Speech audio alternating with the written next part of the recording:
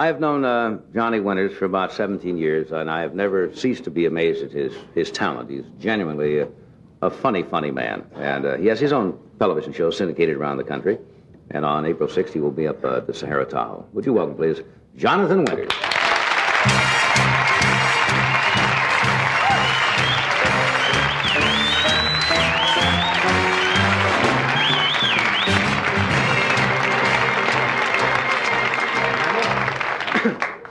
Hello, John. Oh, gosh. Pretty thrilling, huh? Well, it is. I wore my new sweater.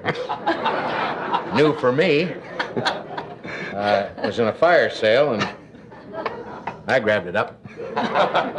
I'm not proud. A lot of my things are used. The shoes I bought those in the same sale. Not ashamed of that. No. It was a fire sale, and that's about all there is to that. I gotta tell him what you did to me. You may not even remember this. Remember when Jack Parr was doing the old CBS morning show? Right. I think that's the first time you were really Yes. ever appeared on television, about 1955, 56. And we did it out at Grand Central Station. And we did two shows, one at 7 o'clock, which played in the East.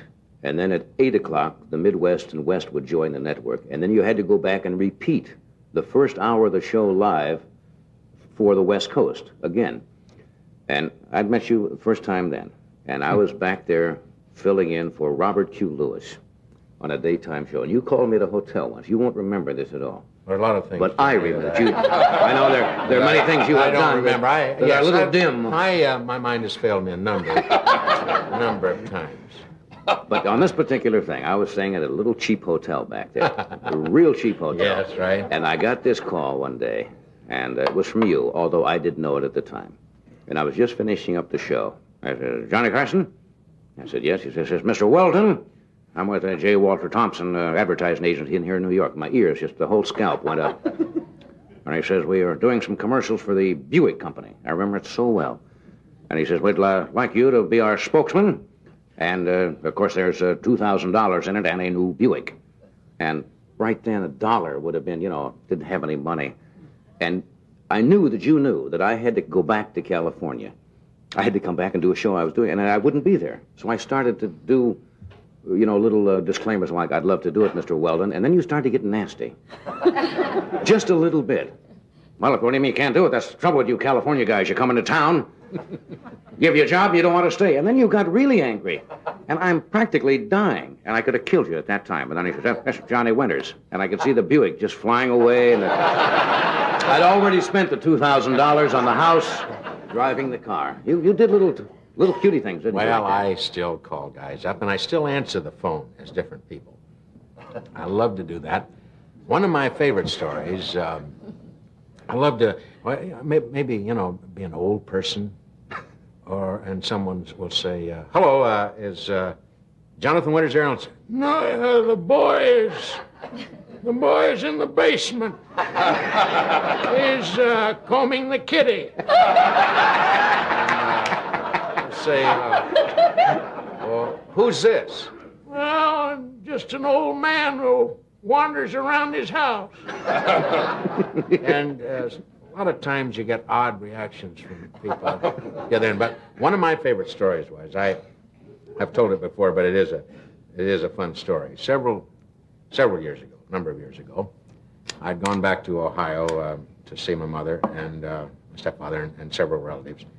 And it was at Christmas time, and all of us were feeling no pain. My stepmother, my stepfather was certainly in rare form. And my mother had had a few, and I'd had several. And, a drink of your choice. Yes. A little touch of the grape. And like many people who imbibe in drinks, you get telephonitis and want to call the world. And so I wanted to call a friend of mine, and his name was Art Lytle, and he and I had gone to school together, and he was a funeral director. And so I called him, and I assumed a character, and I knew that he hadn't seen me or heard my voice in a long, long time. So I knew I was home free. And I called him up, and he owned and still does to this day, the Jackson Lytle Funeral Home in Springfield. And so I said, "Hello, is Mr. Arthur Lyle Jr. there?" And he said, "Yes, speaking." And I said, "Is this Arthur Lyle Jr.?" He said, "Yes." I said, "Well, this is Elwood P. Suggins, and I live out on the Lakewood Beach area. And my brother passed away here Sunday week, and I was wondering if you could do a job on it." And there was a long pause. And he said, "How long did you say he'd been dead?" I said, "Well, he passed away here Sunday week." And he said, "Good Lord, man, where have you got him?" And I said, "Well, most of our people are from Boise, and I didn't want them to have him come that far just to look at grass, you know. So what we did, we put him out there on the porch and set him up against the lattice. And cold spell set in, just kept him harder than a cart."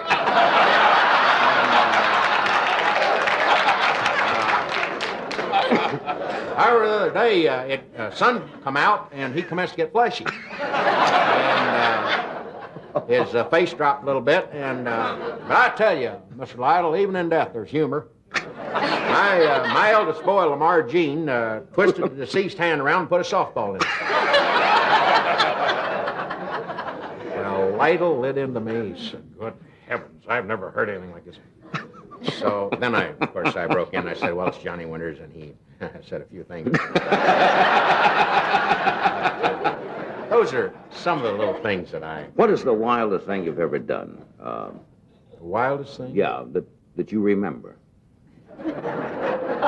No, the reason I can say that is because we know each other. Yes. We have spent some evenings together. Oh, a number of good evenings. When we had been talking Yes. to bushes at 3 or 4 o'clock in the morning, I remember. I guess, I'm trying to think the wildest thing I ever did. Well, I remember one story very well. I was sitting, this was back east. I was back in New York. You were talking about an advertising agency. Made me think about this. And telephone rang, and I went to the telephone, and I decided I would become a character, as I just mentioned. And a man said, "Hello, is Jonathan Winters there?" And I said, "That little funky man's on a little tractor, and he's out in the backyard cutting some grass." And so he said,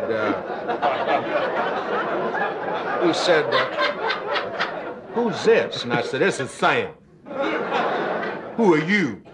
And he said, "Well, this is Mr. Cavendish, and I'm with Ben and Bowles or something, and I'd like to talk to Mr. Winters." He said, "You mean Johnny? Let me see if I can find Roundo." So, gee, you're going to see this guy at the other end of the phone. So I then shifted my voice. I said, "Hey, Roundo, come on in. There's a phone call for you. Get on it." So I said, "Hello, this is Jonathan Winters." And then the guy at the other end said, "Who was that I was talking to?" I said, "I'm on the phone, too."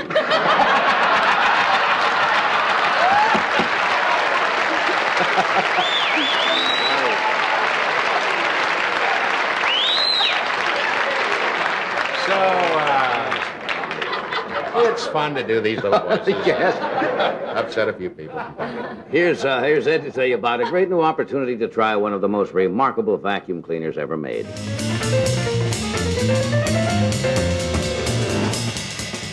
We're back. My guests tonight are Joan Rivers, Judy Collins, and Johnny Winters.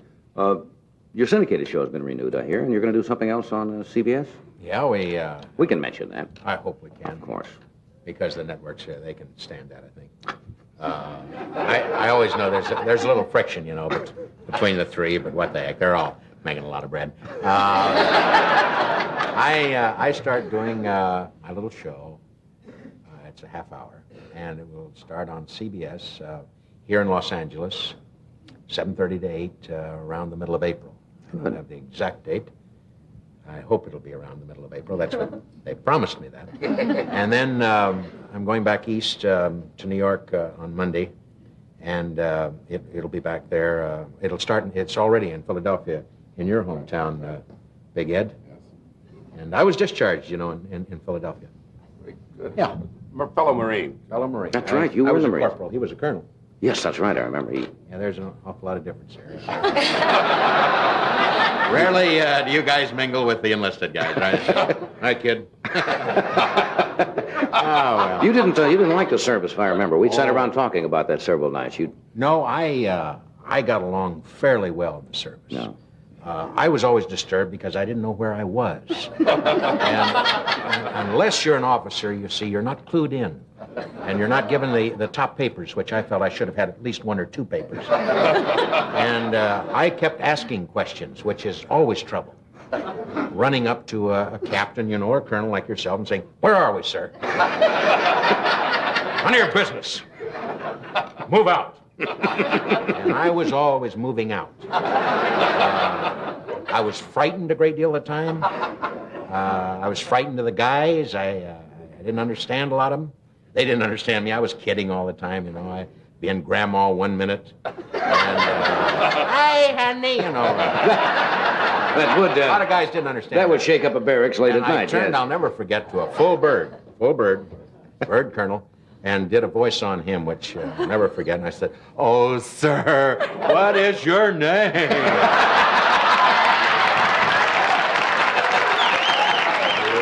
Little sense of humor. Don't do that in the Marines very often. So I was misunderstood a great deal of times. But I got out eventually. I knew I would. I had good feelings about that. And I got out. I spent 2.5 years, and then I wandered around aimlessly, looking for odd jobs. And being odd, I found a lot of odd work. We were talking about the first thing people ever remembered. Judy remembers at 2 years old or 3 and 4. Do you remember back that early when you were a kid? To 3 and 4 years? Back to 1. To 1? I remember the beads on the ankle. Oh, remember the blue beads and the nurse putting them on it? No, that's pretty far back. No, I remember. I'd have to go along with the girls. Yeah. I remember back about 4. Yeah. Yeah, about 3 or 4, and I was an only child, as you know, Johnny. Yes, but, sir. I didn't have any brothers or sisters, and that Was it lonesome? It was for a while. It was for a while, and then I realized that any goodies that would be handed over would be handed over to me. But no, I was an unusual child. You can imagine. Yes. I was frightening old people a lot. Scaring them on the porch or something like that. And doing in class, I was a slow student. I was dumb. That's what they used to call him. He's slow. Teachers, yeah. The teachers would say the boy's slow. But I was, you can imagine, a little girl next to me, somebody like yourself, I go, and the girl would laugh and then point at me and say, "Johnny Winter's doing things, Johnny Winter's doing things." And I'd run out and jump through the window or something. But no, I was not a very good student. I had very poor concentration. And I was scared to death of the blackboard. There's something about to me, nothing today scares me like when the teacher would say, I remember we had Miss Metzger, who was a very unusual woman. I don't want to go into a long story there. She was tough and could have made a sergeant easily. And I was frightened of her, and she knew that. And she took advantage of that, I felt. And she would say, "John Winters, talk like a man," to me a lot. That's unfair, but she sounded sometimes like very, very strong. And she said, "Go to the board." And I said, "Yes, Miss Metzger, I'll go to the board." And it was always turning to a student. And because I never knew where I was never prepared. And give me the answer, quick. And I'll never forget, there was a guy called Alden Sonander. There's an Alden Sonander. Alden Sonander turned to me and he said, "We learn by doing." And,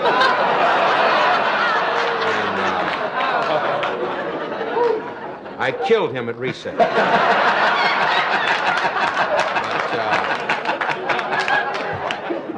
We learn by doing.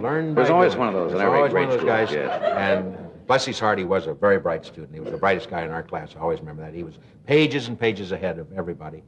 And I was pages and pages behind everybody. Many days, I remember, it seemed like I was sick a great deal of the time because I wanted to be.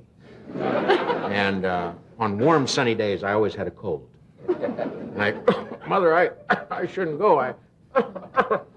And she'd grab me like this, you know, and place me on the bicycle. Ow. Right to school. A lot of times I roller skated. That was fun. Remember roller skating? Sure. Yeah. Roller skated and rode the bicycle. Walked, ran. Happy childhood, though. Happy. Yeah. Oh, yes. Fairly happy. Yeah. I was broke a lot of, you know. That's not fun when you're broke all the time. That's right. But I would lay for people in bushes and... What were some of the jobs you did before you got into... Some of the jobs I did? Yeah, before you started started getting into show business. Oh, some of the jobs I did? I worked in a theater. I was an usher in a theater. So was I once. Yeah. Before I even got out of high school, I was an usher. That's what I did. And I worked in a place called the, I'm trying to think of the bar. Well, anyway, I remember it was a circular stage. And I was going around on that thing and doing little funnies, and I got something like $25 for the weekend and all I could drink and eat. And then I went into the service when I was 17, came out, and then I did a lot of things. One thing I always remember, I worked for the Coca-Cola bottling company. I was an inspector. And looking for dead mice and marbles. I sat on a little stool, you know, with a neon light, and did this, and just watched bottles all day long. And then I picked apricots and picked potatoes, shucked corn. You probably did that in Nebraska. Sure. And I worked. I was a fry cook in the Yellowstone.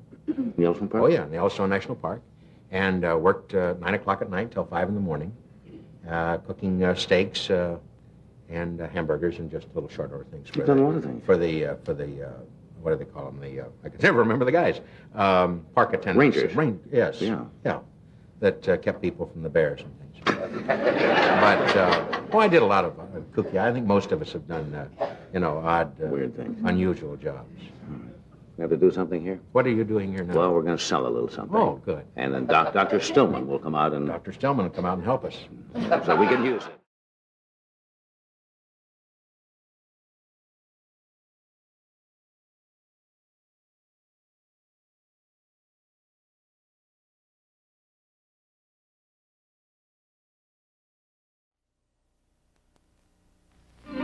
The following program is brought to you in living color on NBC.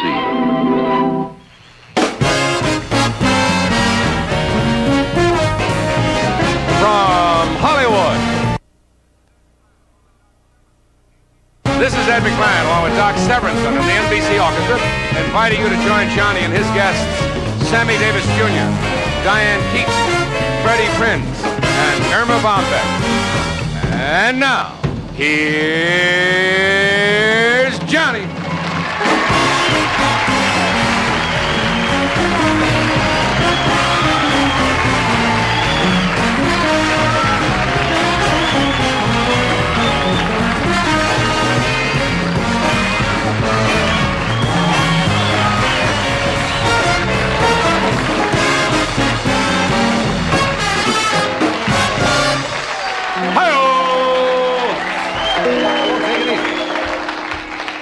Settle down.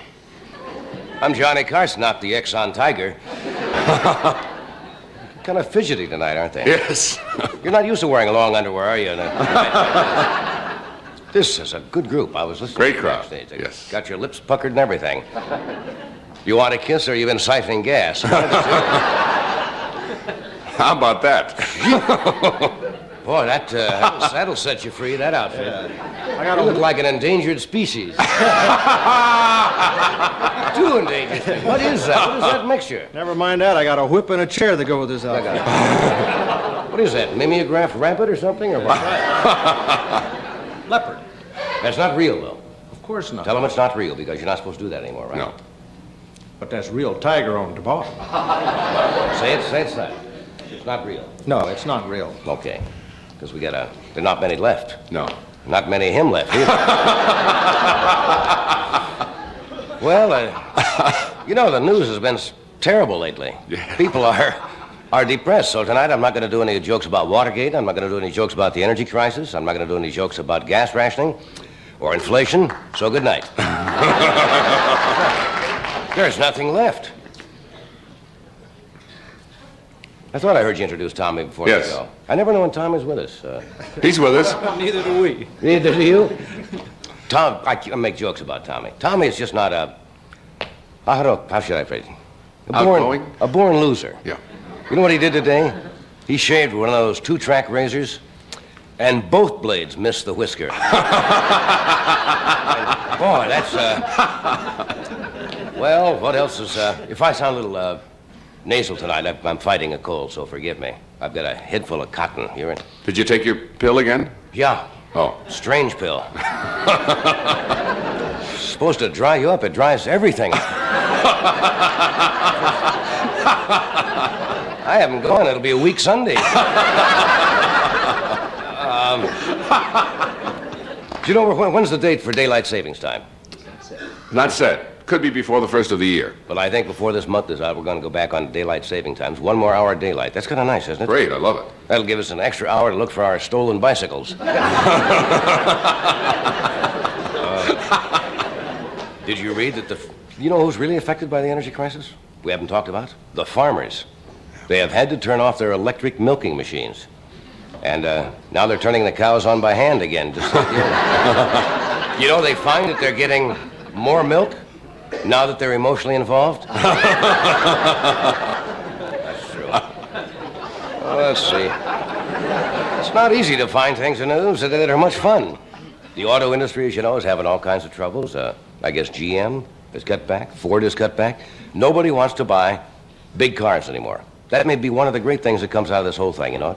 If we can do away with those big cars and go back to a 2,000-pound car, I think we're going to be a lot better off. There's a dealer out in the valley that's really having trouble, Cadillac dealer. You know what he's doing? He's letting the air out of the tires, and he's offering them as condominiums. That's what he's doing, all right. Guess where they sighted the latest UFO? Not in this country. Northern Italy. Mysterious flying objects in northern Italy. You can't believe all of them, though, because one guy said he saw this giant saucer with pepperoni and cheese. With a big 4-foot anchovy on it, so wouldn't put too much, Anyway, tonight, did you tell him who we have? Yes. Sammy Davis is here tonight. We have,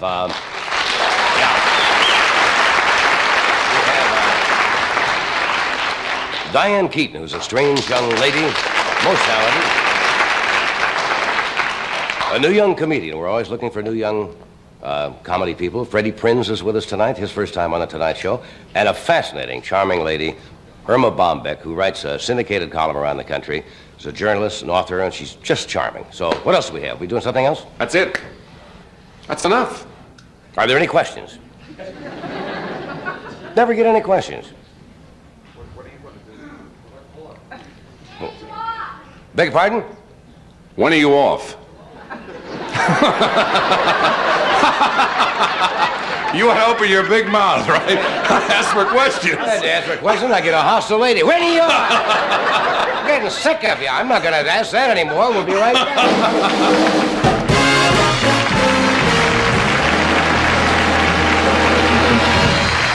Okay, we'll be right back after this word. For years, I've been telling you what a really nutritious and great-tasting breakfast cereal Product 19 is. Well, now there's a new Product 19. New because it has more nutrition.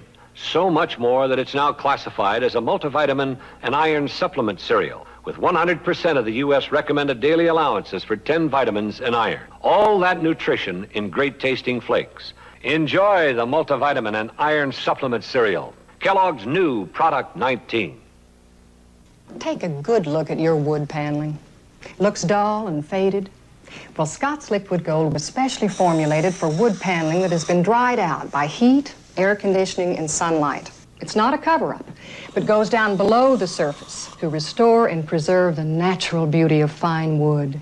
Liquid Gold cleans away dirt and helps hide scratches and water stains. Remember, for best results, don't use wax after using Liquid Gold. Use Liquid Gold regularly, in aerosol or liquid.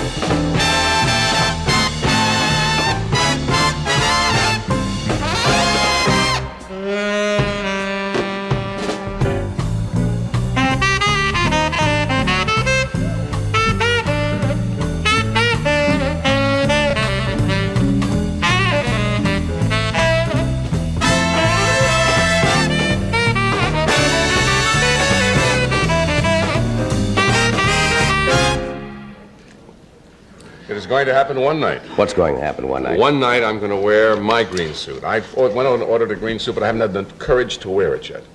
It doesn't take courage to It takes a wear a little suit courage like to this. wear. I don't know, but green must be the in color because I took a flyer and all of a sudden I see that you have one. Why not? One night we'll. Because that's the way I feel tonight. Get here. You got a green feeling. Oh, boy, I can't hear myself. You took a new pill? Yeah, I don't know, Scadmilbone or something like that. It's supposed to dry you up, but your brain shrivels. And I can't hear myself. Can you hear? Yeah, obviously can hear me. Yeah, we can hear you, yes. If you can't- start to talk and we don't hear it, then I'll tell you. No, but like the ears are plugged up and I'm talking, but it's like you're in a vacuum or something. Very strange. Anything to report? Nothing report. I was with one of your guests last night to the wee hours. Mr. Davis was into the town, Las Vegas, last night. We were watching Joe Williams. Now, that's a nice he's up treat. there, isn't he? That's a nice treat, yeah. So you're staying up late? Well, if you get off, you finish the show about 1:45. I can't go to bed right then. A Why person not? can't put his body into a bed right at that point. Why not? It takes a while, to get down from that high. You're up there. Certainly. Of You're up course. having fun and so forth. And Joe Williams happens to be in the lounge. You know how fond I am. You just go right in there. Right into the lounge. Bill Vaughn, who is a AP editor, had a column this week on curses. Curses have been through the ages when people get steamed. Little things you can say. Here's some he has in this. May you be humiliated by a burglar who breaks into your house and doesn't find anything worth taking. May your children form a rock group and rehearse in your living room.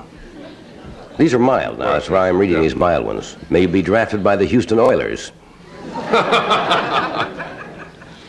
May you marry somebody who agrees with you all the time. As long as you live, may there never again be any cheese with your apple pie.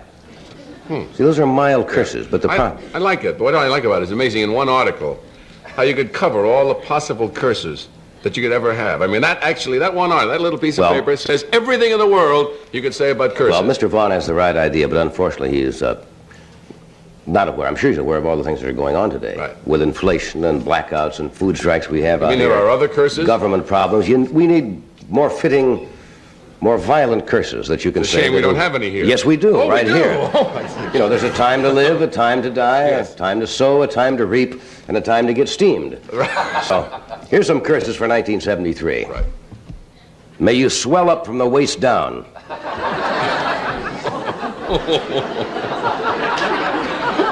May the only hair on your body be ingrown. Bad. May the best feature on your face have to be lanced. I mean, those are... That's a curse. May you live alone and find writing on your toilet paper.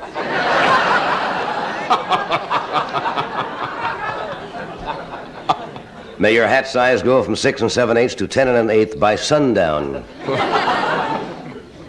May the best thing you drink all day be barium. Ooh, that's a bad. Did you ever have one of those Yes, I did. barium X-ray Twice, jobs? yes. Oh, they give you that stuff? Those I can tell by the moans, the people who've been through that. Oh. It's like drinking a swamp. Yeah. It is the worst stuff. May the only job you can hold down be test pilot for Preparation H.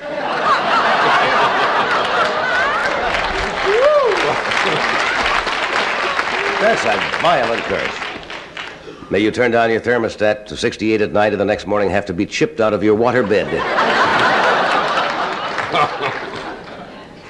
May your only daughter's first bra have 3 cups. May you find the milkman's toupee under your wife's pillow. May you be on a quiz show and be asked to name all President Nixon's attorney generals. That'd be a tough one. This one is rather long, but it really sums it all up. May your Christmas dinner take place in an open field near El Segundo, and may it be a rusty can of beans, and may you have to share it with an old man with 3 teeth because he owns the spoon.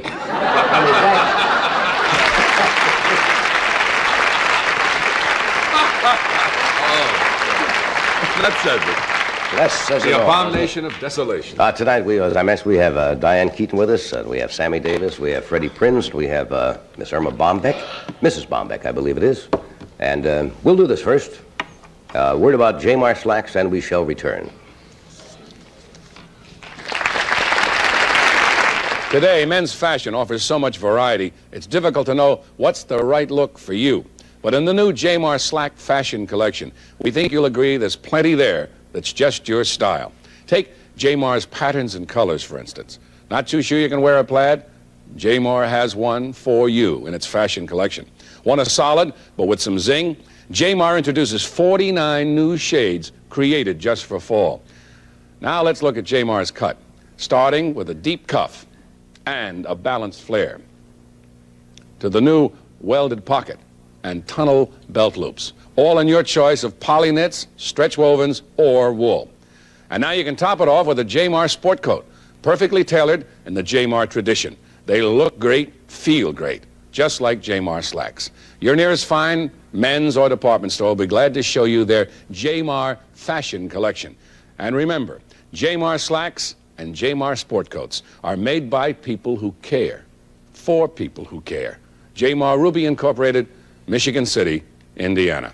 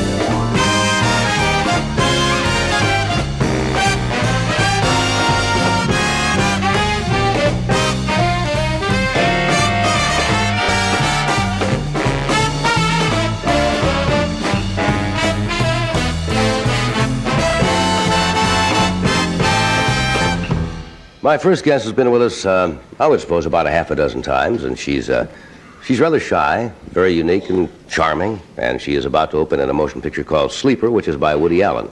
And she's a fine actress. She was also in The Godfather. Would you welcome Diane Keaton?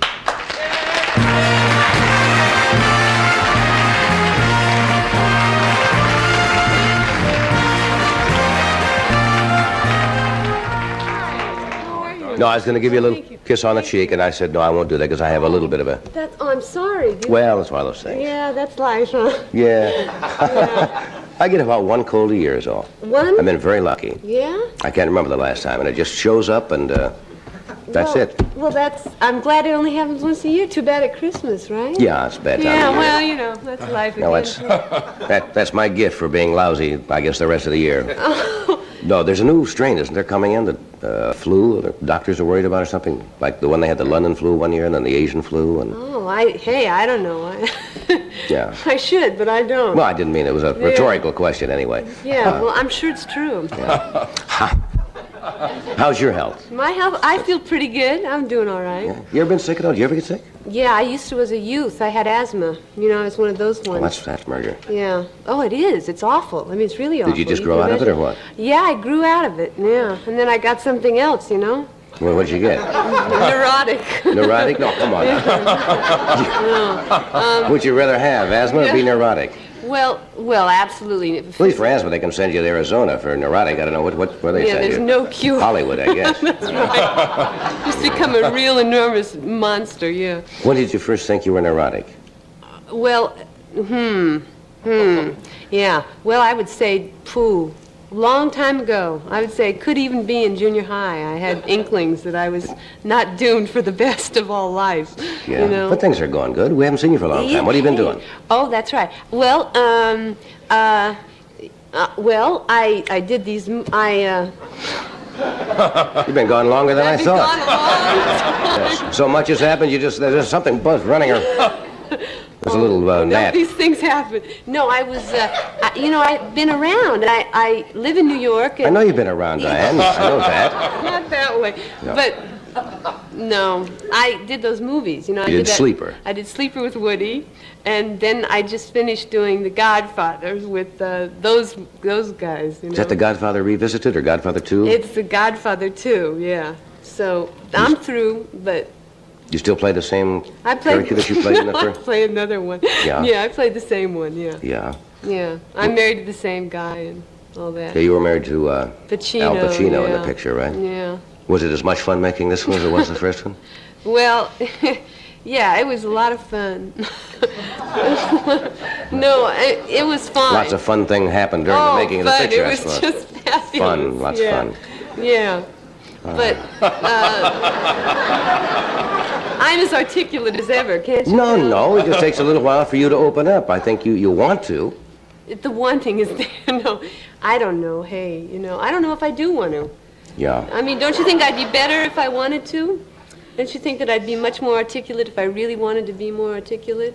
Or I not? think you're articulate. I think you find it sometimes difficult when you're here to express yourself. I bet when you're alone.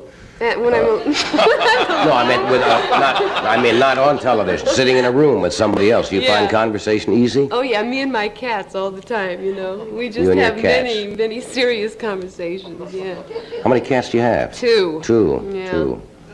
Two Well, cats. Do you have any pets? No, I did have a dog. I don't like cats.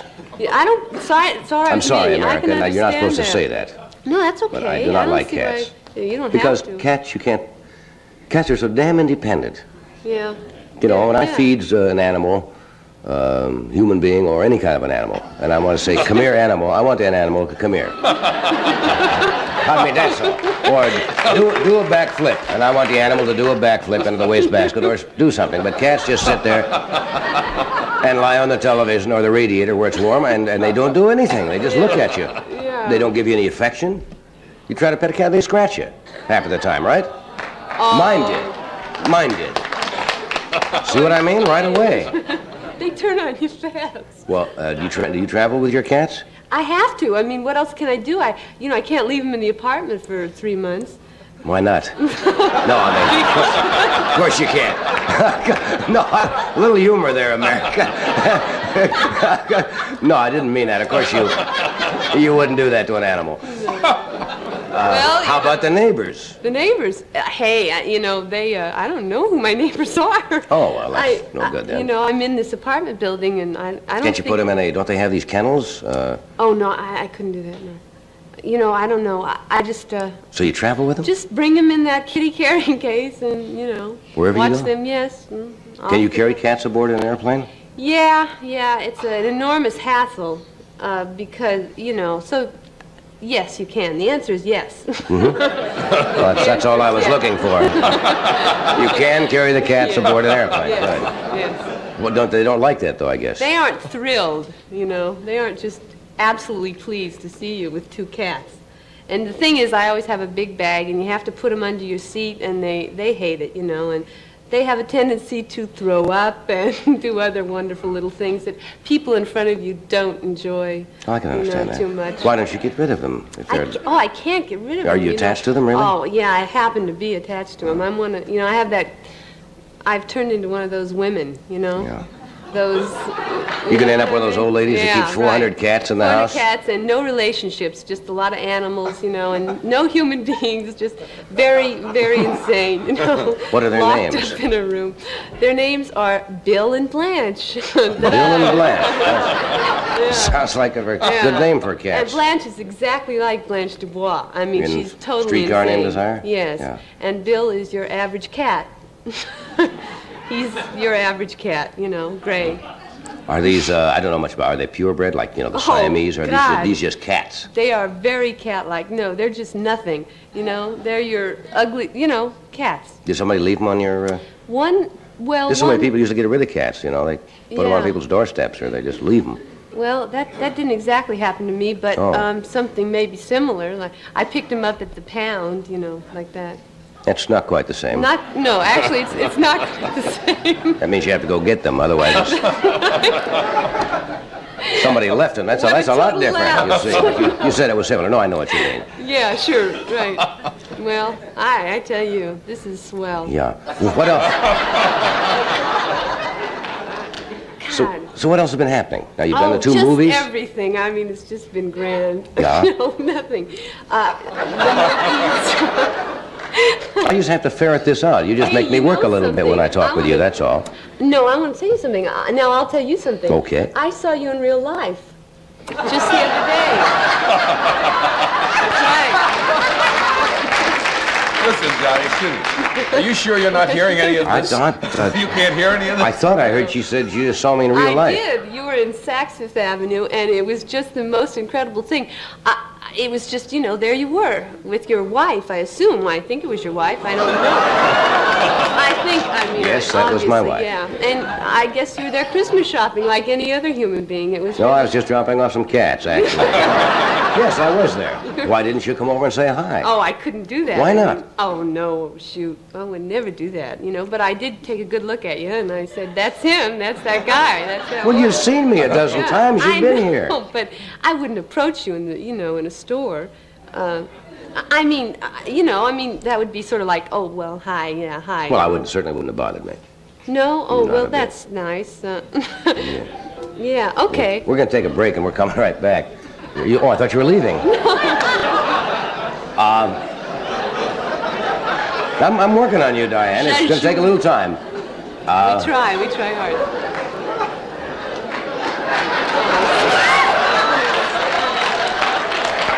Nothing wrong with that. I'll never learn. No, that's all right.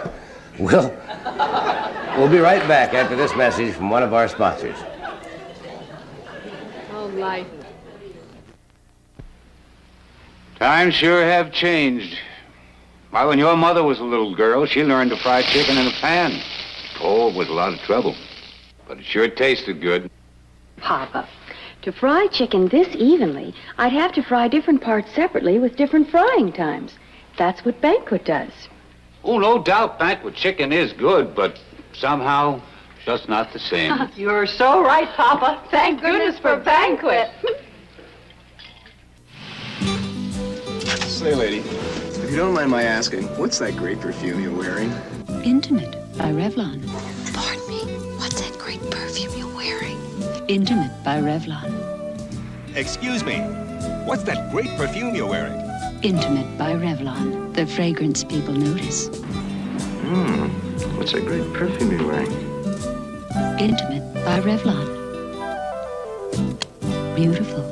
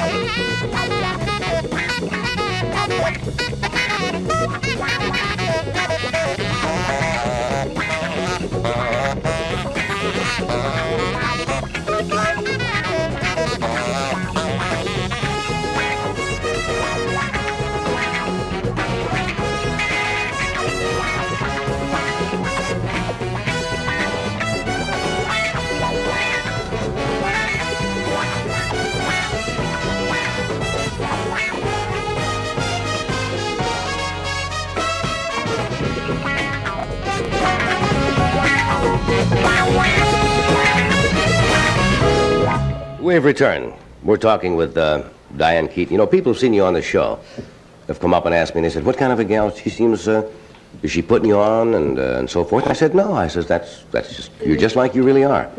Are you not? It's so unfortunate for us all. No. No, you don't be self-deprecating, and you shouldn't do that. We talked about that one night. No, right, okay. But I'm just trying to find out things about you that intrigue me. Yeah, it's hard to find them, isn't it? No. Yeah, no. Suppose a nice fellow that you like came to you and said, you could do anything you wanted to tonight. Yeah. Or go or whatever. What would please you? What would be your idea of doing something that would be fun and exciting and stimulating and et cetera? Well, gee, just like anyone else, I guess, you know, I'd go any place. I mean, providing that it wasn't, you know, too extreme, like, you know, I mean, I wouldn't want to go to a massage parlor or one of those, you know, I mean, you know. Have you ever had fellows say, let's go to a massage parlor? No, actually, no. No, the offer's never been there. No, no. I'd go any place. Dancing or? Sure, hey, if I like some, sure. Sure. Hey, how about you? Wouldn't you? I mean, I'm sure that you do the same thing that I would do, except that you would be different. You would be you, as opposed to me being me. And, that would be the main difference, yes.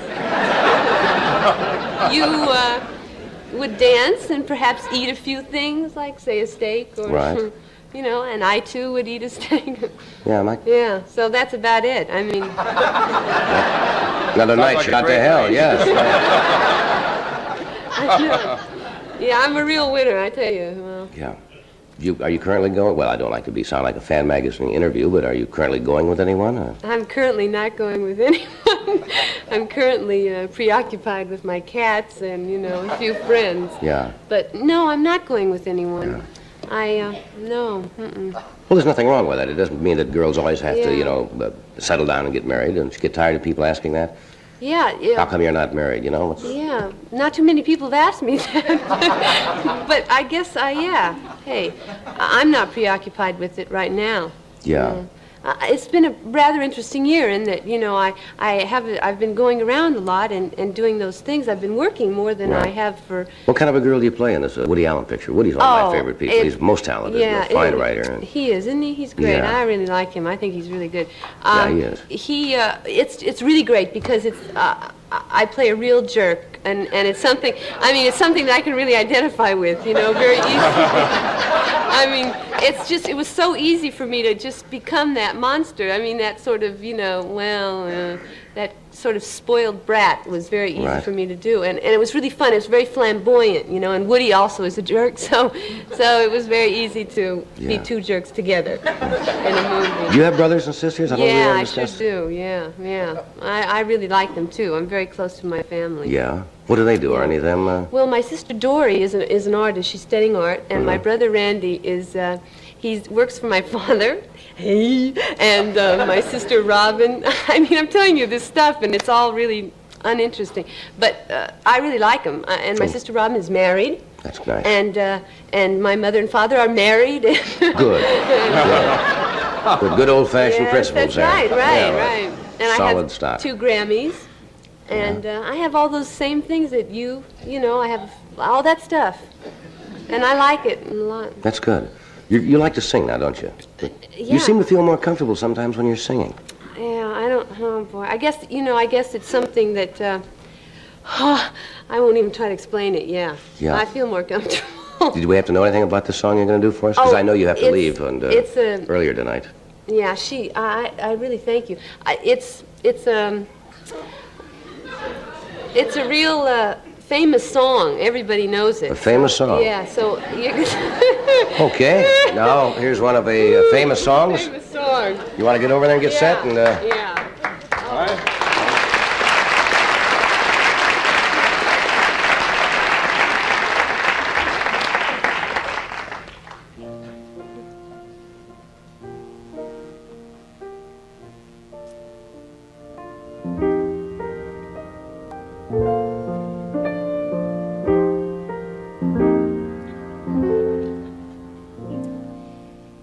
You made me love you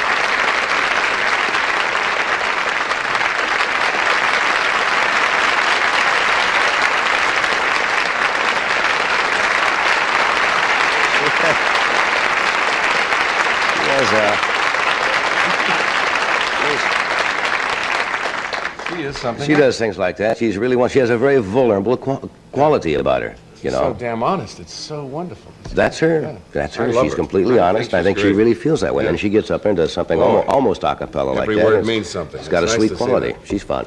We will be right back. We've got a brief message here, and Sammy Davis is here, and Freddie Prinz, and Irma Bombeck will join us tonight. Oh, let Santa give you a tip about your Christmas tree. I put these in water, but now this one's dried out. Falling needles and messy and a fire hazard. But not this tree. I mix Prolonged Tree Preserver in its water. It's fresh and green with tight needles. See the difference? Take a tip from Santa. Keep the needles on the tree where they belong with Prolong. New from Texeyes. This Christmas, Steve Farrell bought a present for himself, the all-new Dutch Masters cigar jar. He really liked the opaline glass jar with its new seascape design, but the part he liked best was inside. 25 mild Dutch Masters presidents. Steve thinks the Dutch Masters cigar jar is the best present he ever bought for himself. And for his wife. We won't tell if you won't.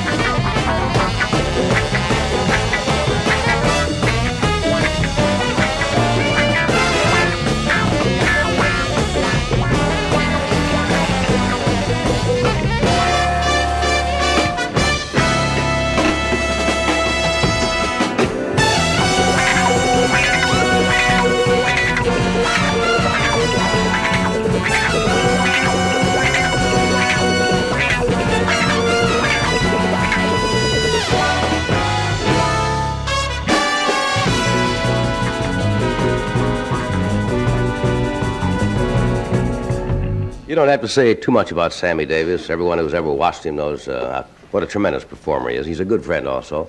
And he'll be working December the 7th, which is, day after tomorrow? In San Diego at the International Sports area. And on Sunday, December 9th at the Community Center in Tucson, Arizona. He gets around, doesn't he? And at the Mill Run Theater in Chicago on December 13th. Would you welcome, please, Sammy Davis?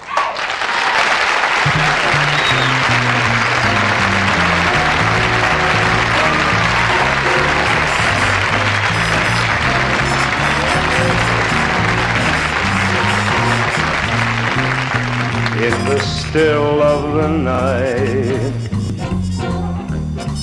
as I gaze through my window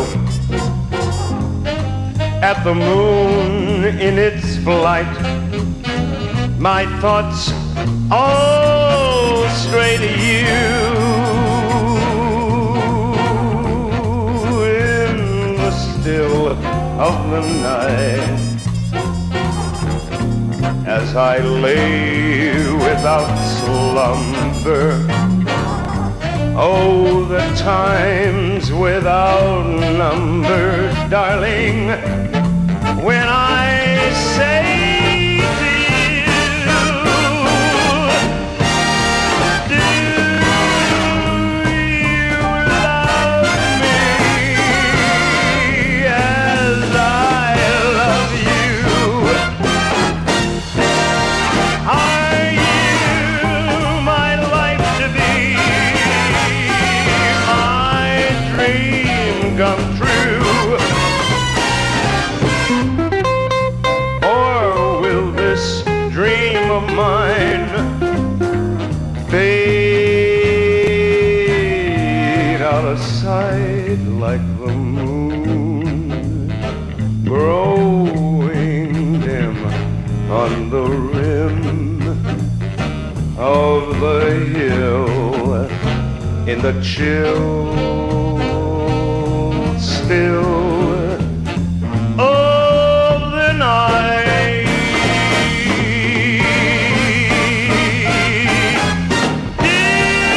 Do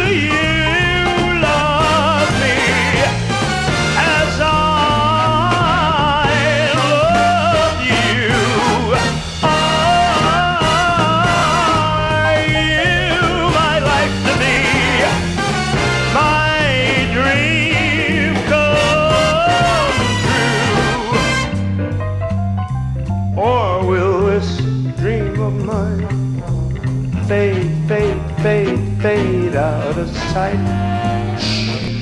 like the moon, a growing dim. Ooh, Lord, on the rim, I mean the rim of a hill, in the chill and the still of the night, in the still of the night.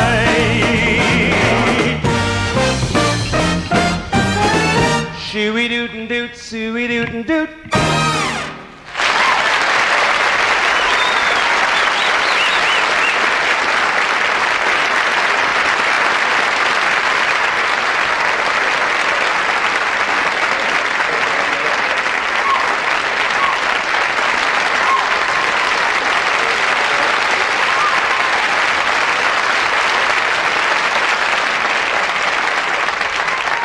Hello, Sam. Hello, John. Good to see you again.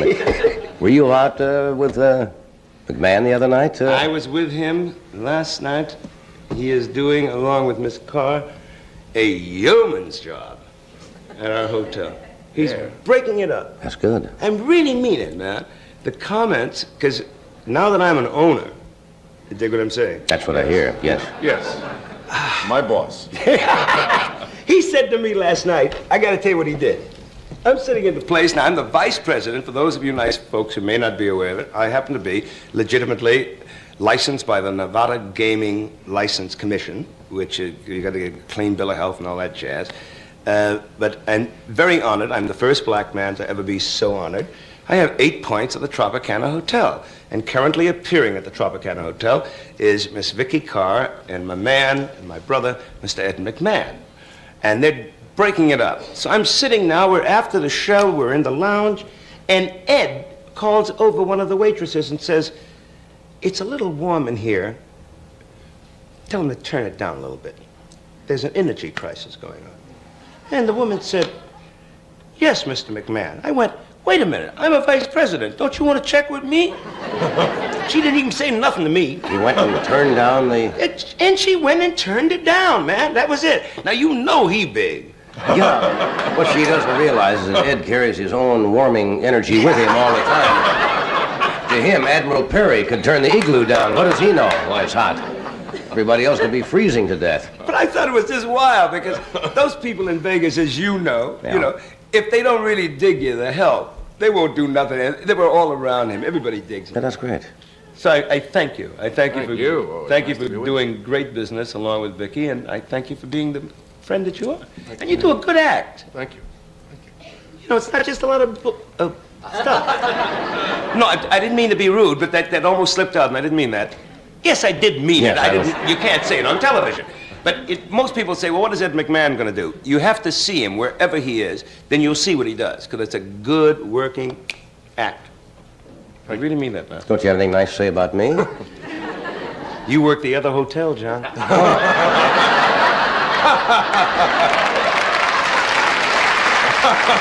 the hey? Somebody told me the other day, Joanna saw Altabees, and she said you weren't feeling well or something, or were you? I just went through a thing that I really don't understand. I went up to Lake Tahoe to work at Harrah's, and I just got through doing the Follies, did the 13 Follies. I've been home every night, and as you know, there is not a lot of carousing around when you're at home and your old lady's with you every day. You know, you have a few on the weekend. You go whoopee, you stay up till 2:30, and that's the end of it. You know, but I went up to Tahoe, couldn't wait to get on. 2 days in, the bug hit me. I was out for 4 days. I got up. The doctor said, "You're okay." I went back in, worked 3 days, right on my knees again. I tell you, the straight life is killing me. Yeah, because you have been known in your formative years. You've gone through a lot of lifestyles and changes in your life, right? No, actually, I haven't changed. Society has. Yeah. But because all the things that everybody's going to whoopee about, I was doing That's it what in I'm the talking old about. days. But we're also not as young, you see.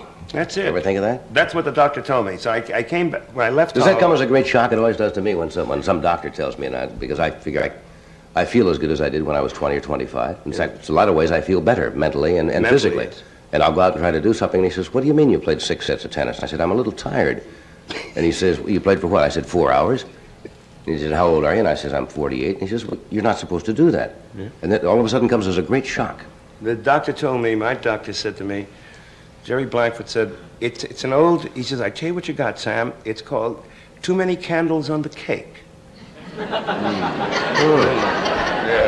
And I went, then I dug what he was saying, which means that there is a responsibility, and particularly guys like yourself, I think all three of us, and I'm sure many people in the audience and watching have done the same thing. You used up a lot of energy, man, from the time you were like 20 till you got to be 40.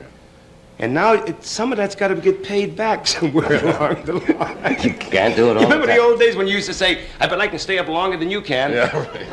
And you just stayed up 5 days looking at each other. I'm up, see there. It's like when you're in the service, you'd go out for 3 or 4 days, and you'd come back on Monday or for whatever it was, reveille, and you were just feeling great. That's it. Now you do it, it's in Mount Sinai for a week and a half in traction or something. Well, you know, I was... What's the longest you've ever stayed up? I don't know. I think 4 days I did it in Pittsburgh, and that's before I got into drugs. You know, I wasn't... You went through that for a while. Oh, yeah. I was called a speed king at one time. Yeah. You know, and I couldn't deal with it. I admit it, based upon the fact that I went through trips and all kinds of things, and I just couldn't deal with it, man. I couldn't deal with it, which I don't think anybody can. This Not is why long haul. No. And, you know, somebody wants to smoke grass, that's their business. But I'm just talking about anything of any kind that messes up your mind, stops you from functioning as a human being, and whatever excuse you use. In other words, I'm doing this to hide what race I am, what my position is. I can't bear this. I'm on a tough schedule, I gotta stay awake, all that. When you come down off your high, all them problems are still facing you, and you gotta deal with it. Right. You know, that's why I'm on the drug commission and all that jazz, because I just think it's dumb, and ain't nothing hip about it. And I think a lot of it...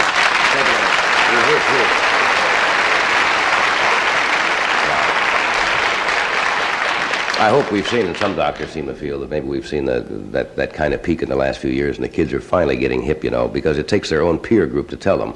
Adults can't go to kids and say, hey, get off of those uppers or those downers or all those things. But the kids the same age can eventually get to them and say, as you said, the problems are going to be there. I've seen the turnaround since 69 to 73, now into 4. And being on the drug commission out of Washington and all that jazz, and talking to young people, they're doing more.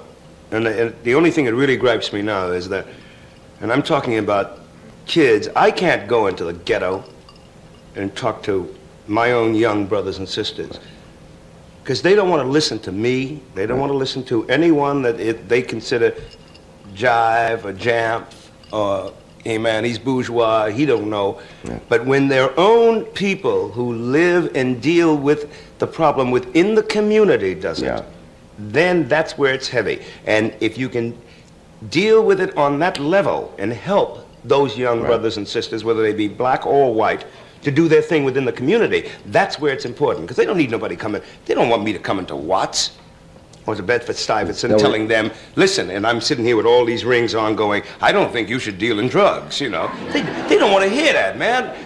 I wouldn't get, first of all, I don't think the car would get into the area. No. You know. And I appreciate that. You could turn off the air conditioning to show that you understand. You know, just as you go through, and then turn it right on as you get out.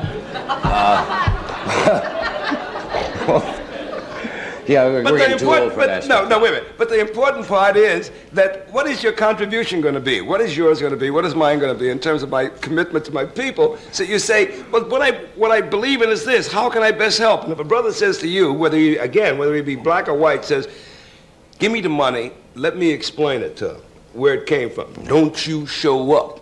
Because you're going to blow it by the time you sit there, because the two cats are already mad at the number you didn't sing on the Tonight Show. You can't win. So you can't win. So you say, that's the way it's got to be done. All right, let me take a break. We'll be right back. The Art of Pool on this new Joe Namath pool table from Monroe. It's big and sturdy, and it has automatic ball return, and it's straight and true. So when you're shooting good, nothing's going to stop you. Monroe also makes this exciting Joe Namath day-night football game and Bobby Hull hockey, too. There you go, baby. 123-3. You want to rack them up again? You're a pro. What am I going to do? But when it comes to sports games, Monroe is the pro. To Rip Caldwell, whose flight took off with the score tied, Big rush. He's in trouble. He's back to his own. United Airlines dedicates friendship service. On many of our cross-country flights, Rip can hear top college and pro football games and the latest news. Another reason more people choose the friendly skies than any other airline in the land. The friendly skies of your land, United Airlines.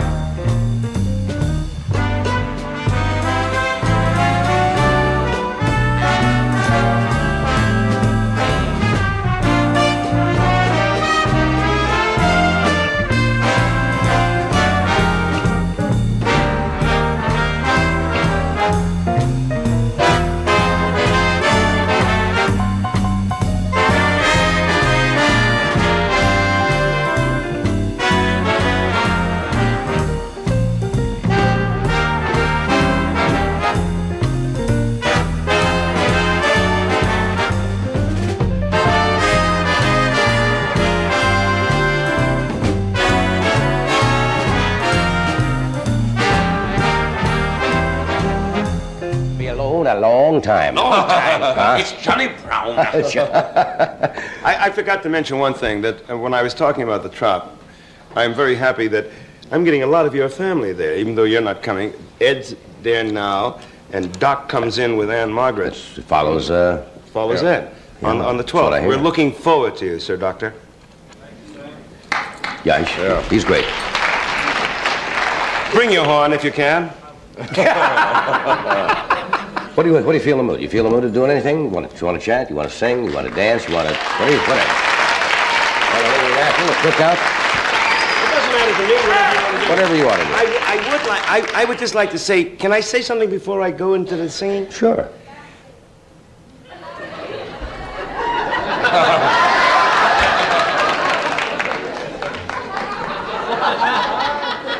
Same lady wanted to know when I was going to be off, I think. I just want to say that I do this out of respect for Maud, because it was the nicest compliment the other night when she said, her daughter said to her, "You don't understand, Ma, I gotta be me, I gotta be me." And Maud said, "My God, you sound just like Sammy Davis Jr." So allow me, if you will, to do I Gotta Be Me.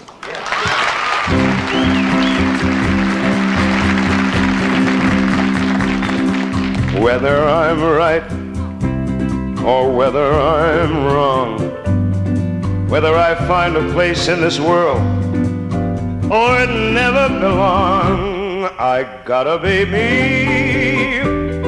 I gotta be me. What else can I be but what I am? I want to live,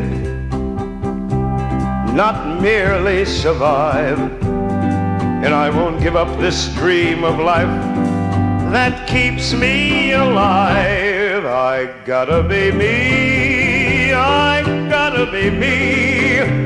The dream that I see makes me what I am. That faraway prize, the world of success, it's waiting for me if I'll heed the call. I won't settle down or settle for less, as long as there's a chance that I can have it all.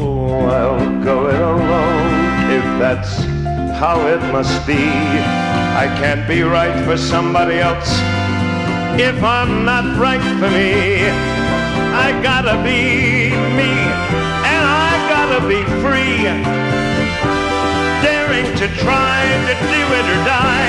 I gotta be me.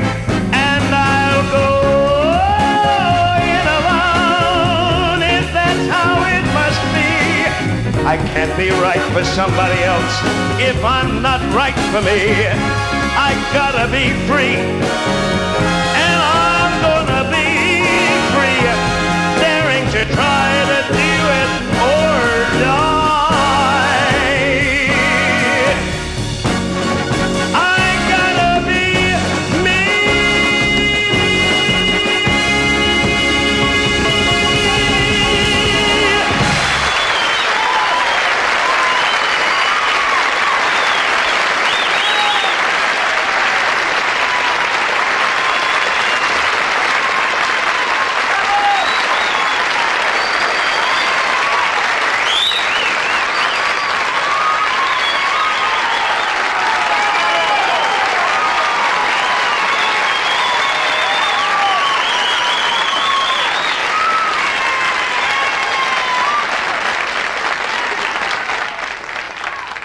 Do we have time? I was almost in my dressing room when I heard the applause. You gotta put me. You know, you gotta allow me the privilege. I haven't worked for about 2.5, 3 weeks, and when I come to John's show, it's like visiting his home, and and the audiences are groovy, and I hope you nice folks at home who are watching do not think that I'm trying to take advantage. The truth of the matter is, I am. Can you give me this? Now, wait, bass. When we ain't gonna do that. We just gonna have something. Give me this.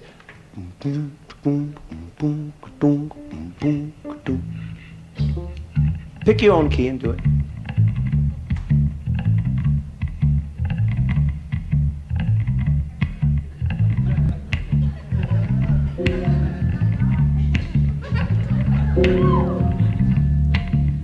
Tie a yellow ribbon round the old oak tree. It's been 3 long years. Do you still dig me?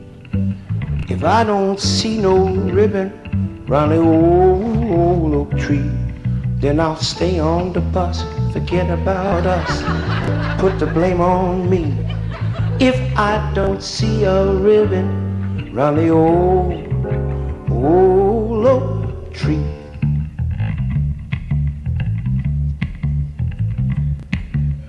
Who can take a sunrise, take a look at dew, cover it with chocolate or a miracle or two? The Candyman can. Yeah, the Candyman can, 'cause he mixes it with love and makes the world taste good. Well, the Candyman makes everything he bakes satisfying and delicious. Talk about your childhood wishes. You can even eat the dishes.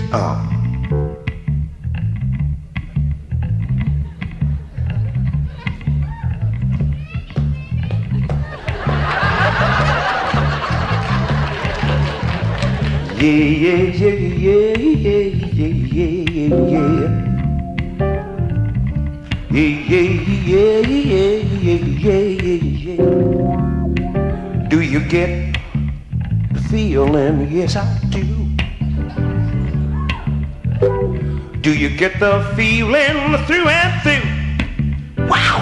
Do you get the spirit in you? Yeah, yeah. I wanna hear you. I wanna hear you. I wanna feel you say I got the spirit. Ha! Ha!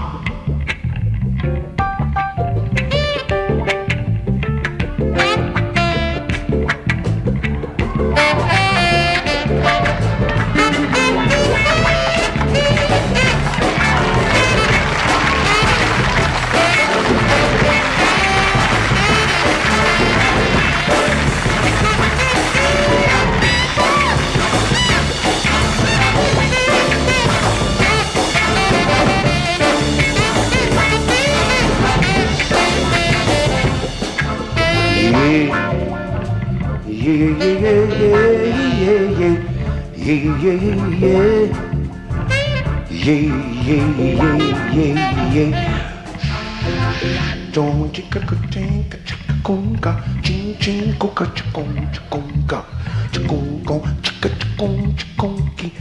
ching ching chong ha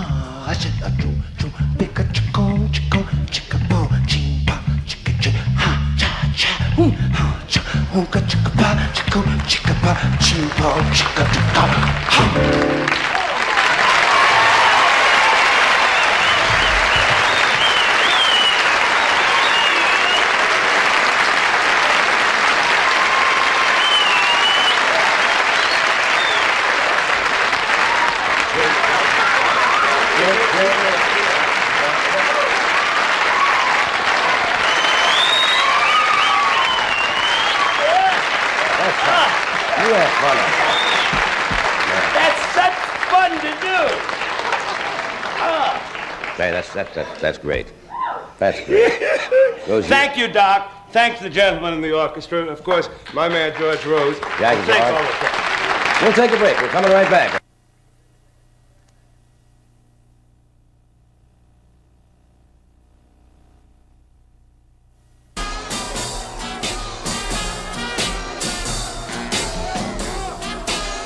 Arnell Blend 100. It's a whole new kind of Arnell.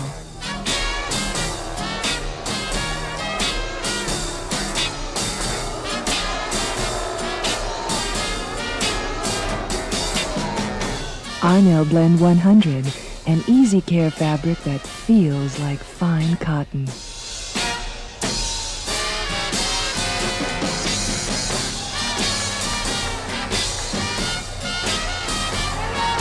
Arnell Blend 100. Medici does it in a lot of great prints.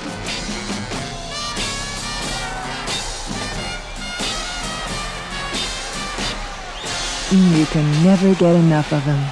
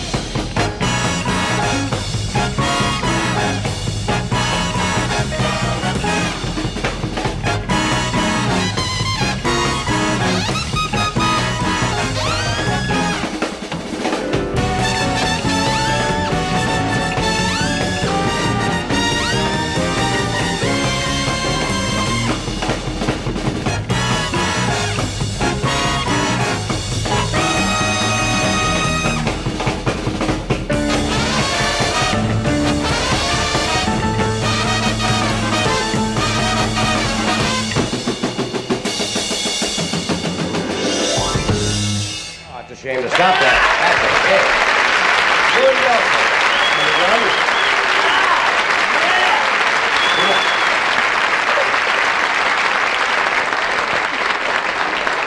You got them all jazzed up tonight. Ah, there's good jazz tonight. Yeah. I forgot to ask, where are you working New Year's? Are you going to Are you working New Year's Eve? I'm doing, for the first time, I want to do a thing here at the Century Plaza in Los Angeles on New Year's Eve. That's Because right, I've got my kids. We're taking, Altaviz and I are taking the kids down to Hawaii, vacation. And then they come back and I'm going to do New Year's. See, usually I'm in Vegas, you know. Right. And I don't know how it happened this year, but they've got Wayne Newton. Wayne has an army cot in the back of the hotel. Yes. Wayne lives there, you know. He does 30 weeks a He year. says, Myron Cohen's sick. Wayne's here. But I'm gonna be here, and I'm Yeah. gonna do the show. Great. I hope it'll be fun. I think it'll be fun. We got some surprises coming in. I think the people will enjoy it. We have a new young comedian with us tonight. And as you know, this is a hard commodity to find in this business. Our young Certainly guys is. who can come out in front of an audience and not have a great deal of exposure and try to find people accept what they do. And this gentleman, his name is Freddie Prinze. He's just 19 years old and graduated about 6 months ago from the High School of Performing Arts in New York. And he works in New York at the Improvisation in a place called Catch a Rising Star. And this is his first appearance on The Tonight Show. So make him feel welcome. You sound like you're in a good mood. Would you welcome Freddie Prinze? Yeah. Freddie.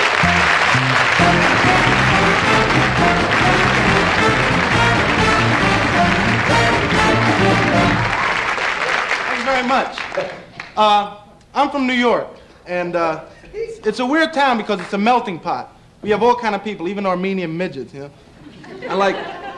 I come from two backgrounds, Hungarian and Puerto Rican. But yeah, I'm a Hungarican. It's like a very heavy title because I could never figure out how my parents met, a gypsy and a Puerto Rican. I asked my mother, she said they were on the subway trying to pick each other's pocket. My mother always talks about the wedding. Oh, the wedding was beautiful, you should have been there. I was. My Puerto Rican relatives went all out. They go out and charter a subway, right? The greatest wedding. And we moved to a neighborhood in Manhattan called Washington Heights. It's like a suburb of Harlem. You know, slums with trees. Even the birds are on drugs. They don't know how to fly. They fall out of trees. They come up to you, tweet, tweet, turkey, give me a quarter.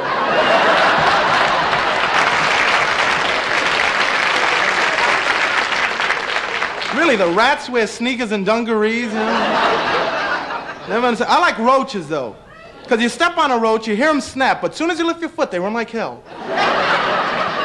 It's right, it's like they know. He thinks he got us, come on, you know. And we have the kind of superintendent in the building. It's a 6th-floor run-up, by the way. It's the kind of building the super never wants to fix anything, but he still wants a key to your apartment. Right, in case of an emergency, like he needs a few dollars. We have Mr. Rivera. Whenever you go to complain to Mr. Rivera, he answers the door with his 6 kids, so you feel bad. Say, Rivera, man, no hot water for 11 years now. Right, Rivera's answer, it's not my job, man.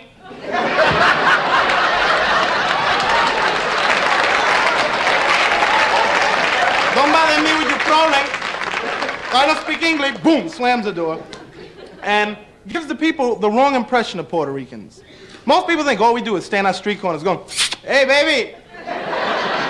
What, you can't talk with me? I don't need you if you're conceited, you know.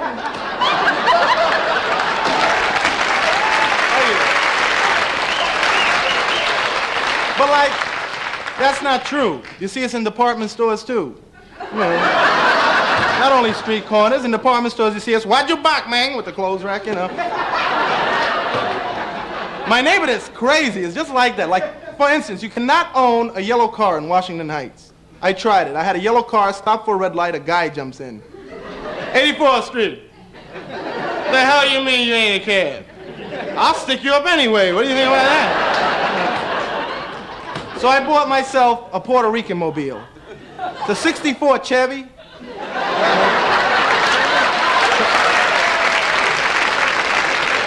Pom-poms on the antennas, saran wrap partition, and standard in all Puerto Rican mobiles, a little dog in the back window with the head. I always get in trouble. I don't know how it happens, right? My mother gives me a lot of advice, and it makes me get in more trouble, because all mothers say this, right? Don't wear those ripped underwear. What if a car hits you and they take you to the hospital? All my my life, I thought that meant the first thing the doctor does. All right, check his drawers. Oh, call his mother. Look at that hole, She gave me a lot of advice before I came out here to L.A. She says, have a good time, enjoy yourself, First thing I did was I went to the zoo. The L.A. Zoo is great.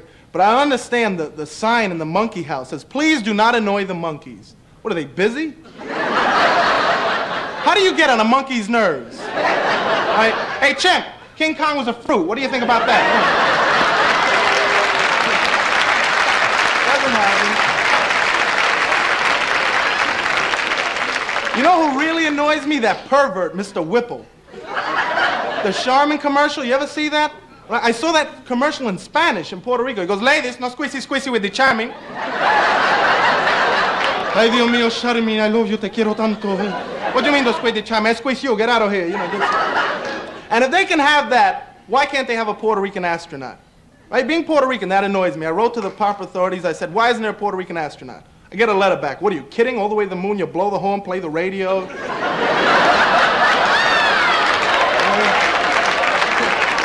They said you stick your head out the window. Hey, baby, mommy. Probably figure we'll wear a red foil spacesuit with a vest, a little chain. What they're really afraid of is that we'll get to the moon, unload the moon buggy, the hubcaps will be missing.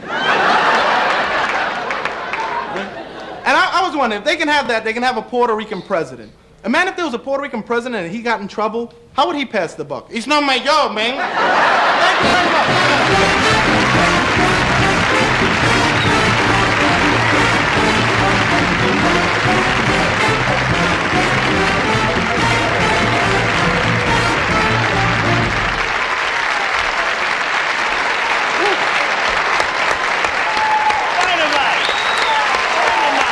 Thank you very much.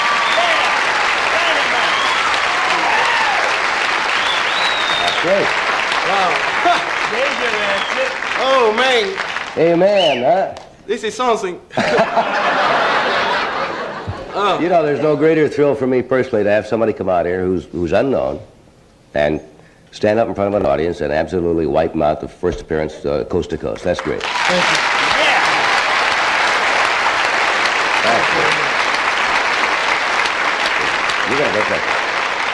You're going to do fine, really. A lot of people have started on this show. And you can always sense when there's something there that the audience likes them right away. Yeah. They got to like you. And you can do, a lot of guys come out and do comedy and they say, I don't like him. He's funny, but we don't like him. You got that nice empathy with the audience. Thank you very much. And it's a delighted to have you here. We'll take a break. We're coming right back.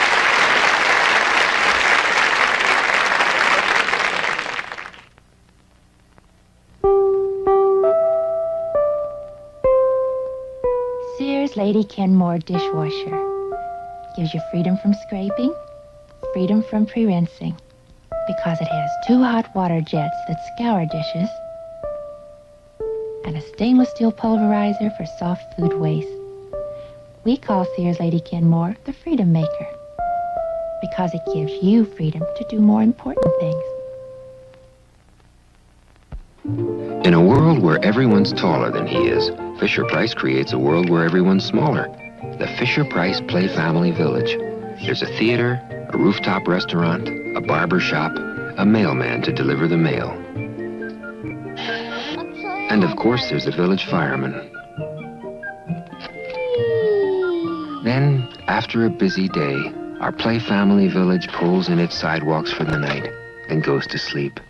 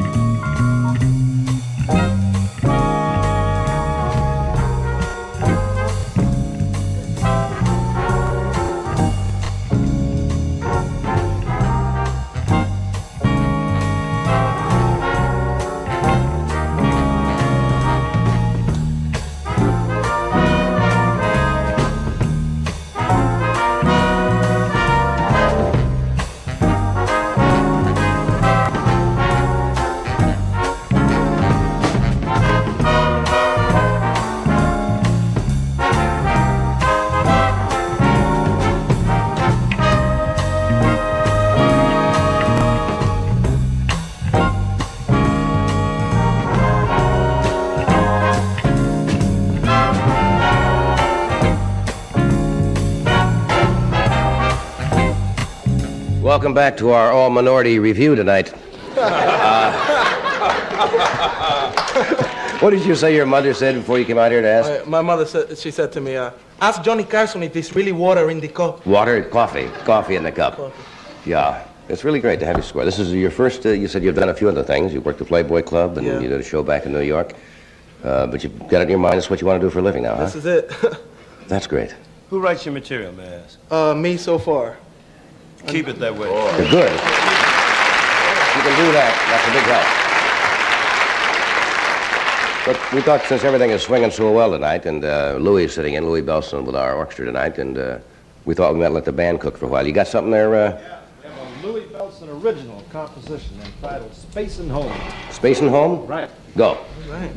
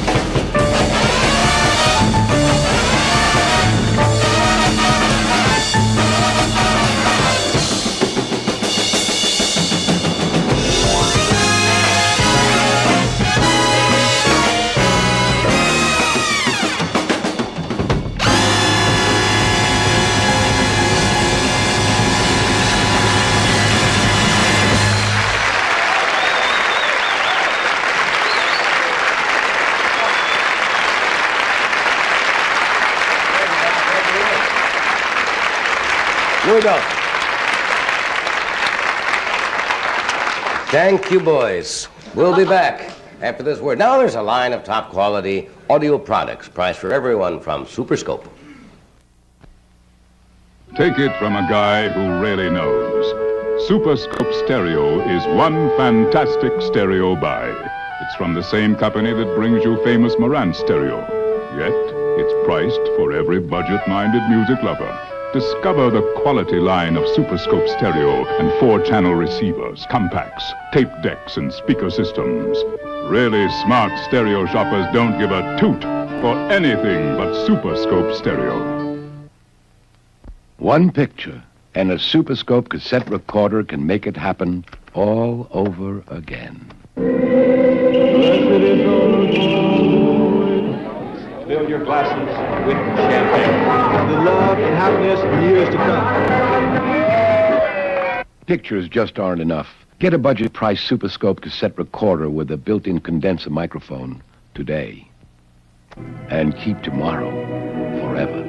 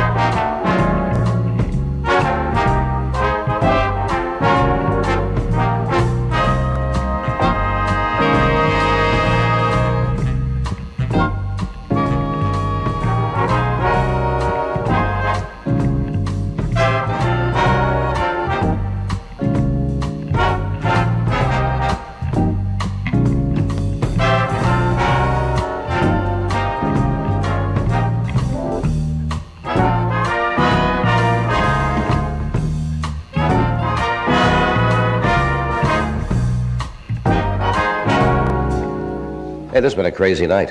Crazy night. Where are you working next? You I'll got be at things? the Playboy Club in New York this Friday and Saturday. Right. And Those are good clubs and to try out things because you get a varied Kid audience Sharp. there, and that's great, and they're very hip. Yeah. Will you come back? Hey, I'd love to. Do our show again? Love to. You got the same audience? Same audience.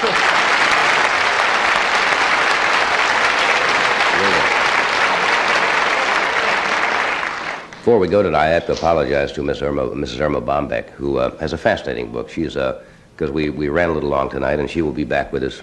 She said she's going on tour right now, but she has a very funny book called "I Lost Everything in the Postnatal Depression," and it's not fair to bring somebody out and just give them 4 or 5 minutes, especially when they have so many things to say as Miss Bombeck does. And she'll be back with us soon, though. Do we take a break here and then come back? All right. A 1, a 2, a 3.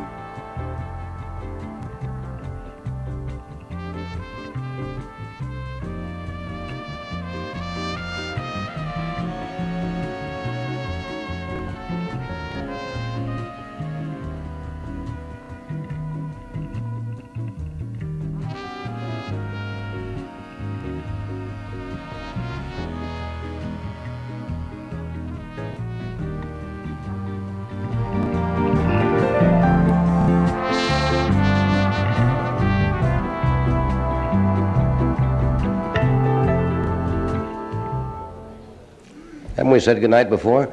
We keep saying goodnight and we never leave. This is a sham. We're going to go till 2 o'clock in the morning, and people are waiting for sermonette. You're going to be at Mill Run in Chicago, Sam, and when? The 13th? Yeah. And- I do Mill Run. But San Diego before that, right? San Diego on Friday. Right. Which I kind of appreciate doing because I don't get a chance to work San Diego in Phoenix. I mean in Tucson. Right. But it would be good. People will come if they want to come. They'll see a good show. If they don't want to come, they'll stay home and watch Kojak or whatever. They'll come and see a show. They'll come see a show. They'll have a good time. There will be no parading in the streets. Thank you, Sam. Sensational as usual. Thank you, Freddie, for being with us. Good night.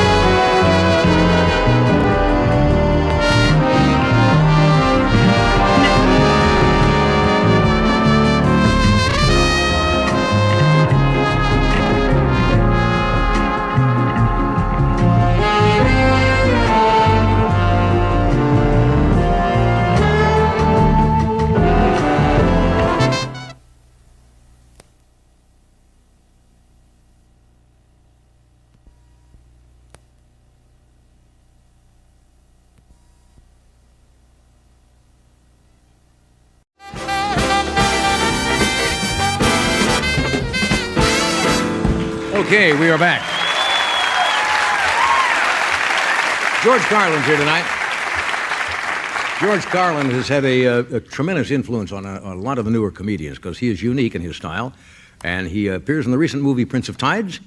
And he just has his 8th HBO concert airs this month. And he's just nominated for an Emmy for his children's show on PBS called Shining Time Station. He's going to be performing in New Orleans this Saturday night. Welcome, Mr. George Carlin.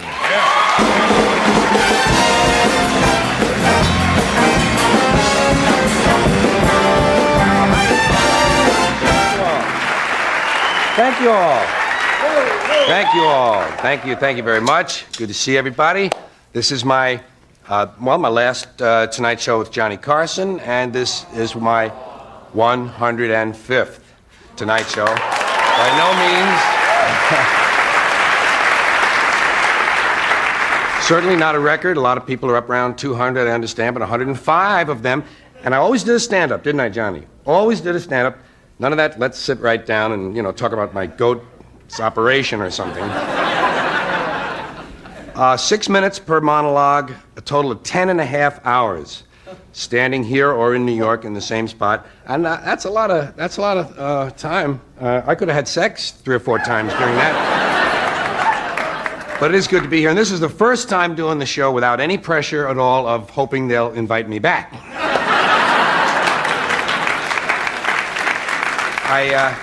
Commissary, can't say enough about the commissary. Went there again tonight, Johnny. The penguin, cacciatore. Sauteed bat groins I had.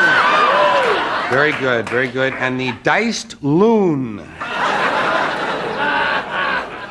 Also, you might be interested, Johnny, a wonderful new restaurant in the valley, Top of the Schmuck. Have you been there yet?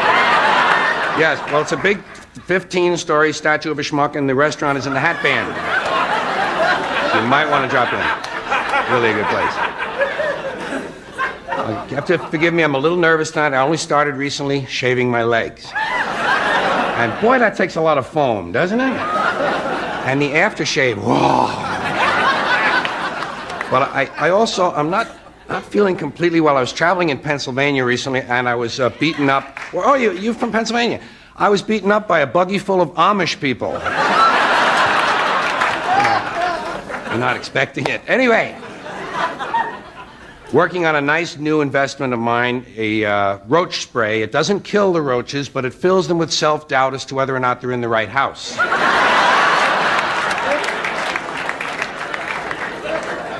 You know you have a drinking problem when you get in a fist fight over the outcome of Jeopardy. I would like to announce tonight I am no longer saying have a nice day. I got finished with that years ago, but I don't believe you should put the responsibility on a person of having a complete nice day. I'm giving specific short-term well wishes now. I say things like, have a satisfying mid-morning. Or a rewarding post-lunch. You know what I say at 5 o'clock? Have an interesting dusk. Figured out the security thing at our house. For years we had security problems. Put up a sign, pit bull on angel dust.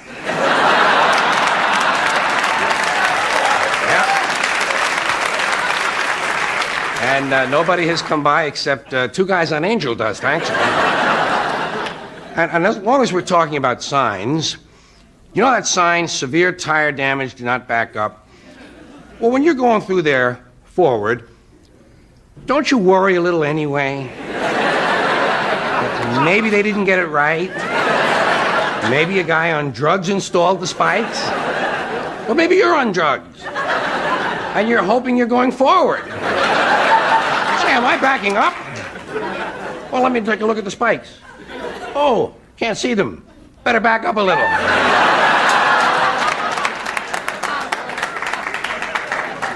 Have you ever noticed that the Ku Klux Klan has never really produced any great composers?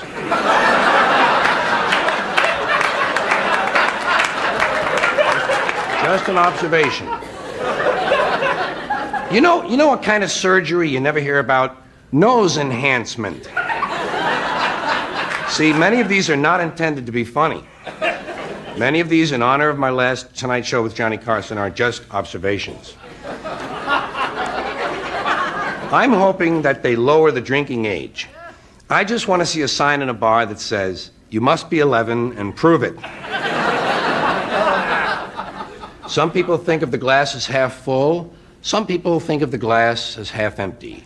I think of the glass as too big.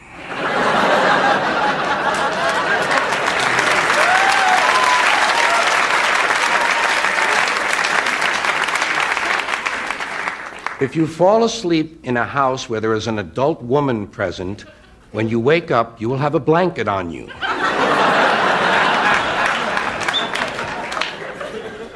You know those toilet seat covers that they have on the wall in the bathroom, public bathrooms?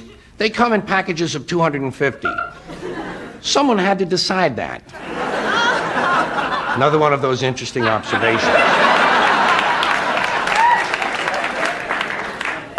You know you're in the wrong store when one of your personal checks is framed on the wall behind the clerk.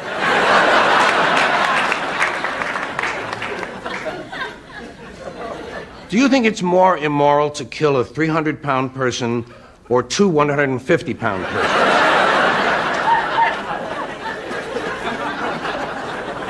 Why must hailstones always be the size of something else?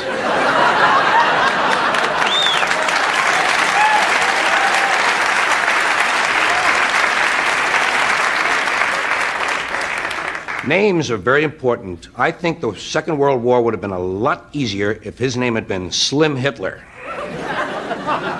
3 observations in 1 monologue. You know what you never see, and I'll close with this. You never see a really romantic French ballad singer with a 12-pound cyst on his neck.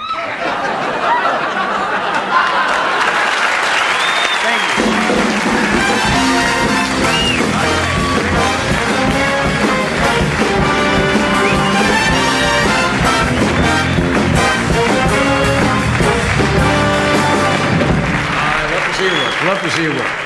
I think Sparky or Biff Hitler would have done it. Sparky Hitler, yeah. See? Yeah, I think you're right. You just needed that. Names are so important. Sparky or Biff. Yeah. We'll be right back. Stay where you are. We'll be back. Or Spunky, Sparky.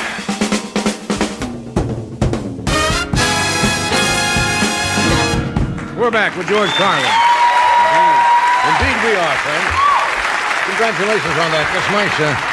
That's nice to get the Emmy for PBS on the kids' side. It's a nomination, and I hope it happens. I'm up against Mr. Rogers, though. Oh. So we'll Can see. you say, I hope so? I'll be practicing. Yeah. When's the first time you did this show before I took it over, didn't you? Yes. You go back to the Par days. My first time on was with my partner, Jack Burns. Jack later got more fame with his other partner, Avery Schreiber. You're right. Burns and Schreiber. but got more fame. That's a strange phrase. Yeah. But I didn't want to say notoriety because I don't like that word. Yeah.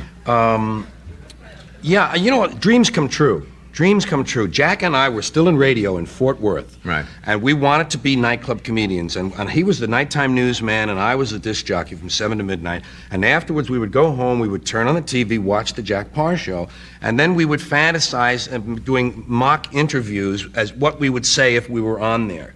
And this happened every night. And some of them got very funny, and I was just sitting there in our underwear, you know, watching TV, watching the Parr show, and 7 months later, we were on it. Which is amazing. You know, I mean, we still stayed in radio 3 months past that. So 4 months after being in the business in 1960. Sometimes it works. Yeah, 1960, Jack and I were on. Arlene Francis was the substitute host that night. We didn't get on with Parr himself. Then I did it once in between Parr and you when they were testing, trying people. Right. Mort Saul was kind enough to bring me on. And my first time with you was 1967, and I've done, like I say, 105. A long time. Yeah, yeah. Something was in my mind when you were saying that, and it just left me. Does that ever happen to you? Oh, yeah. Oh, is that where you got the idea of working in the radio station, or the first bit you did about the wild Willie disc jockey? West, yeah, the wonderful wino. Wonderful wino. That's right. Yeah, Yeah, I used to... that's what I thought, radio days. Yeah, that was that first sort of incarnation of mine during the 60 through 70, when I did a lot of media stuff, Al Sleet, the Hippy Dippy Weatherman, and all those. But you those progressed. media- You've always changed and focused in on what's happening and kept ahead of the game. Well, I've always just kind of listened to myself and seen what's next, you know, and if I feel something, I really feel strongly, I do it. Yeah. You got into new investments at all or anything going that you? Daytime fireworks. Not a big payoff. Didn't work out, huh? No. My biggest concern is the family right now. You know, I've talked to you about my son, D'Artagnan. D'Artagnan, yes. Yeah. Unusual name for a boy. Yeah, well, he's only one of them. There was, of course, Silas, Cheech, Akbar, T-Bone, Winslow, Satan, Night Train, Gargantua, Tonto, and Spud. And Dagwood, I didn't mention Dagwood. Dagwood's having trouble. Dagwood's been arrested again. He's in trouble. Yeah, giving a virgin a hot foot. Which I never heard. I never heard of that. And doing the it's wave. It's a little-known crime, isn't it? Pardon me? Little-known crime. It is. It's a misdemeanor. Thank goodness. Doing the wave in church is. Yeah. But he's been in trouble before. You know, staging illegal cow fights. Illegal cow fights. And selling improperly labeled yo-yos to a minor.